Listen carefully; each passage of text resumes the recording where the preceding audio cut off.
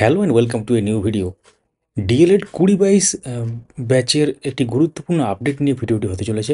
গতকাল আমরা 2022 ব্যাচের যে মহামান্য সুপ্রিম কোর্টে শুনানি হয়েছিল সেটা সম্পর্কে আপনাদের অবগত করিয়েছিলাম, অর্থাৎ সেটা আপনারা জেনেছিলেন। এবং আজকে অর্ডার কপি আপলোড হয়ে গেছে, সেই অর্ডার কপি আমরা ডাউনলোড করেছি। অর্ডার কপিতে কী আছে এবং তাহলে কি 11,765 প্যানেলে বিপদ আসতে চলেছে, বা 9,533 প্যানেল কি রিপ্যানেল হতে চলেছে, এবং তার সাথে কি 9,533 প্যানেল থেকে যারা লাস্টের দিকে আছেন মেরিটে তারা কি বাদ চলে যেতে পারেন? এই সমস্ত ব্যাপার নিয়ে ভিডিওতে আলোচনা করা হবে। অফিসিয়াল অর্ডার কপি সহ ব্যাপারটা হতে চলেছে। দেখতে থাকুন, সঙ্গে থাকুন। চ্যানেলটিকে সাবস্ক্রাইব করে রাখুন যারা ইউটিউব থেকে দেখছেন, এবং পাশে থাকা বেল আইকন প্রেস করে অল করে দেবেন যারা ফেসবুক থেকে দেখছেন। আমাদের এই পেজটিকে ফলো করতে ভুলবেন না, ভিডিওটি লাইক করে রাখুন এবং সবার সাথে শেয়ারও করে রাখুন। তো আপনারা স্ক্রিনে এখন দেখতে পাচ্ছেন একদম ডিএলএড 2022 যে কেস সেটা কিন্তু আপডেট পাবেন একদম আমরা যেভাবে বললাম অর্ডার কপি সহ। তো আমরা একদম চলে যাব মহামান্য সুপ্রিম কোর্টের অফিসিয়াল সাইটে। তো সেখান থেকে অর্ডার কপিতে কী এক্স্যাক্টলি লেখা আছে এবং অর্ডার কপির বাইরেও যেসব ব্যাপারগুলো হয়েছে সেগুলো কিন্তু আমরা একটু বলবো যে আদালতে কী হয়েছে, অর্থাৎ মহামান্য সুপ্রিম কোর্টে কী হয়েছে সেটাও কিন্তু আপনারা জানতে পারবেন। দেখতে থাকুন। সাইটে মহামান্য সুপ্রিম কোর্টে দেখতে পাচ্ছেন এখানে যে কেস ডায়েরি নাম্বার সেটা হচ্ছে 21287 2023 মামলা। এটা সৌমেন পাল ভার্সেস শ্রাবণী নায়ক। এবং এক্ষেত্রে যেটা শুনানি হয়েছিল 10/2/2025, এবং পরবর্তী শুনানি ডেট যেটা সেটা দেখতে পাচ্ছেন 3/3/2025। হ্যাঁ, আপনারা ঠিকই শুনছেন। এটা যদিও হয়তো আদালতে বলা হয়েছিল এই মাসের লাস্টের দিকে কোনো একটা ডেট, কিন্তু এখানে কেস ডিলে আমরা যেটা টেন্টেটিভলি অর্থাৎ সম্ভাব্য যেটা ডেট দেখতে পাচ্ছি, কম্পিউটার জেনারেটেড ডেট 3 মার্চ 2025। তো এখান থেকে আমরা অর্ডার কপিটা ডাউনলোড করে নিয়েছি, এবং অর্ডার কপি ডাউনলোড করার পর এখানে দেখতে পাচ্ছেন আমরা ওপেন করেছি, এবং সেক্ষেত্রে পরিষ্কারভাবে উল্লেখ করা আছে। দেখতে পাচ্ছেন একদম পুরো একদম সমস্ত নম্বর দেওয়া আছে, এসএলপি নম্বর বলতে পারেন থেকে শুরু করে সব কিছু। এবং একটু নিচের দিকে আমরা চলে যাই মূল পয়েন্টে, সেখানে দেখতে পাবেন যে upon hearing the counsel the court made the following order. কী লেখা আছে? The matter stand adjourned to 3/3/2025, অর্থাৎ 3 মার্চ 2025 জন্য ম্যাটারটা কিন্তু এখানে লিস্টেড হয়ে গেল। এবং interim orders if any to continue in the meanwhile.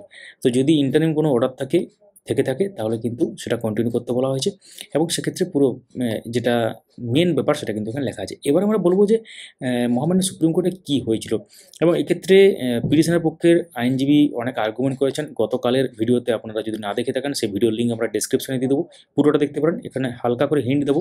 তো ব্যাপারটা হচ্ছে কি, আদালত থেকে মানে মহামান্য সুপ্রিম কোর্টে যখন জিজ্ঞাসা করা হয় যে কত শূন্যপদ আছে এখনও, বোর্ডকে জিজ্ঞাসা করা হয়, তখন বোর্ড একটা সংখ্যাতে 2225 যে সংখ্যাটা উঠে আসে, অর্থাৎ 2225টি পদ ফাঁকা আছে বা ফাঁকা রাখা হয়েছে আগের থেকে। 9,533টা এলো কোথা থেকে আপনারা জানেন, 11,765 টোটাল ভ্যাকেন্সি, মানে সেটার থেকে 9,533-এর মধ্যে হয়তো কিছু বাকি আছে, সেটা মিডিয়াম ক্যাটাগরি, সেগুলো আলাদা ব্যাপার।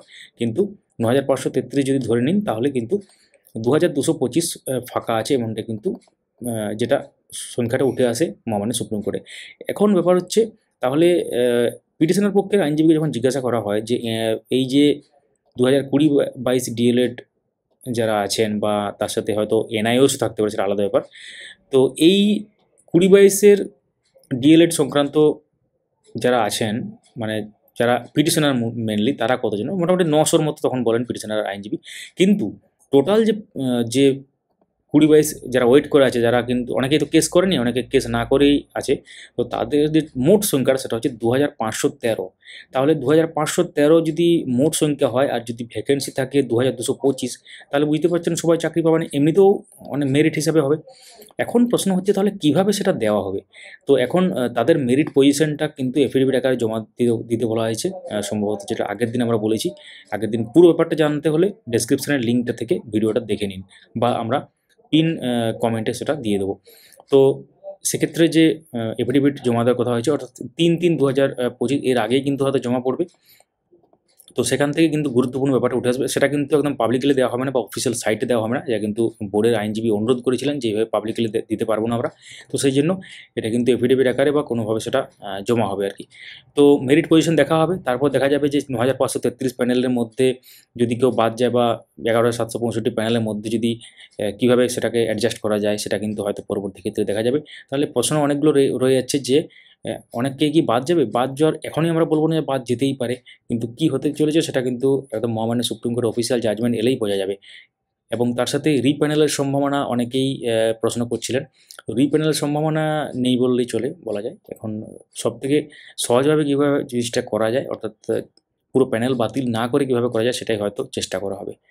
তো তাহলে অনেকেই চাকরি পেতে চলেছেন এবং এর সাথে আপনারা জানেন যে এনআইওএস ডিএলএড সংক্রান্ত মামলাও চলছে, তার সাথে বিএডদের করা মামলাও আছে। তো এই ঘুরে ফিরে অনেকগুলো মামলা চলছে, যেটা 11,765 প্যানেলের উপর কিন্তু একটা ব্যাপার আসতে চলেছে। তো এখন দেখার বিষয় কী হতে চলেছে, সঙ্গে থাকুন, দেখতে থাকুন। তো এই ছিল পুরো ব্যাপার। এই অর্ডার কপিটা আমরা দিয়ে দেবো আমাদের টেলিগ্রাম চ্যানেলে। আপডেট মাস্টার 4 লিখে সার্চ করলে সেখান থেকে আপনারা জয়েন করুন এবং পেয়ে যাবেন। টেলিগ্রামের যে লিঙ্ক সেটা আমরা ডেসক্রিপশনে দিয়ে দিয়েছি অলরেডি, এবং সোশ্যাল মিডিয়ার আদার্স লিঙ্কগুলো কিন্তু ডেসক্রিপশনে দেওয়া আছে। ভিডিওটি লাইক করুন, সবার সাথে শেয়ার করুন। কোনো প্রশ্ন থাকলে অবশ্যই কমেন্ট করতে পারেন। Thank you so much for watching.